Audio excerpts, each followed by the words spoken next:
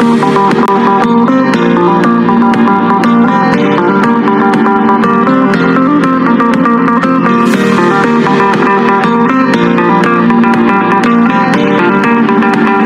আমাদের বারান্দায় বিভিন্ন ধরনের শাকের বীজ লাগানো হবে, আর পিকু তো এগুলো নিয়ে খেলা শুরু করে দিয়েছে। তো যেটা পায় সেটা নিয়ে খেলা শুরু করে দেয়। রৌদ্র আকাশ এগুলো নতুন কিনে নিয়ে এসেছে গাছ লাগাবে সেজন্য। এই তো এখানে অনেক ধরনের বীজ আছে, তো সবগুলো লাগানো হবে। আশা করি আজকের ভিডিও আপনাদের কাছে ভালো লাগবে। আসসালামু আলাইকুম এভরিওয়ান, কেমন আছেন আপনারা সবাই? আশা করি আপনারা অনেক অনেক ভালো আছেন। এখন তো পিকুর জন্য প্রতিনিয়ত মিষ্টি কুমড়া কিনা লাগছে। তো রৌদ্র আকাশ মিষ্টি কুমড়ার বীজ কিনে নিয়ে চলে এসেছে। তো এই বীজগুলো আজকে লাগানো হবে। আর পিকু তো এখান থেকে সরছেই না, তো ও দেখবে যে রৌদ্র আকাশ কি করে। আর যে কোনো কাজের ক্ষেত্রে দেখা যায় পিকু বসেই থাকে, আমাদের কাজগুলো দেখে। আমাদের বারান্দায় যেহেতু জায়গা কম, তো সেজন্য রৌদ্র আকাশ এখানে গাছের বীজগুলো লাগিয়ে দিবে। প্রথমে তো ওরা মাটি নিড়িয়ে নিচ্ছে।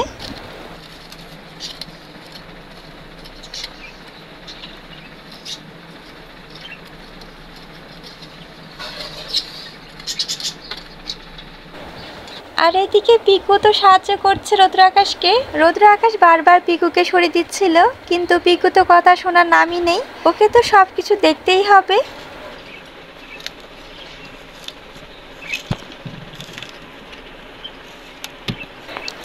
প্রথমে রৌদ্র আকাশ লাল শাকের বীজগুলো লাগিয়ে দিবে।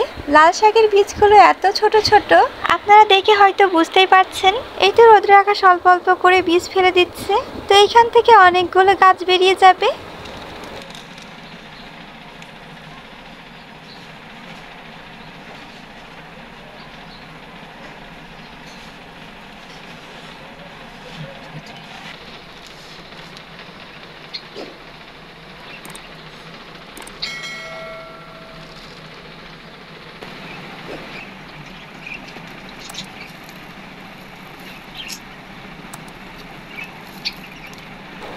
এই তো এগুলা হচ্ছে মিষ্টি কুমড়ার বীজ, তো এগুলো লাগানো হবে।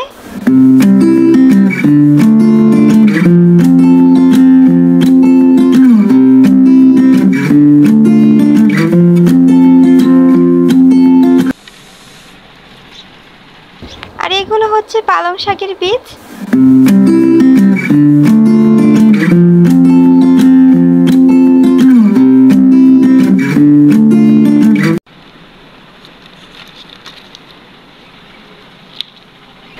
রৌদ্র আকাশ মরিচেরও বীজ নিয়ে এসেছে।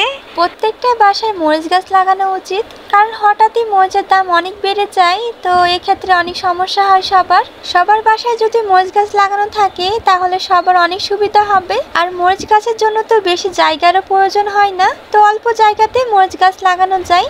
আর একটা মরিচ গাছে তো অনেকগুলো মরিচ হয়ে থাকে। আমরা যে সাধারণত মরিচ খাই, তো এগুলো হচ্ছে সেই মরিচের বীজ। তো রৌদ্র আকাশ 2 রকমের মরিচের বীজ নিয়ে এসেছে। আজকে সারাদিন তো তেমন ভিডিও করা হয়নি, তো একেবারে সন্ধ্যার সময় ভিডিও করা হচ্ছে। তো আজকে সন্ধ্যার নাস্তে আম্মু বানিয়ে নিচ্ছে কাঁঠালের বড়া।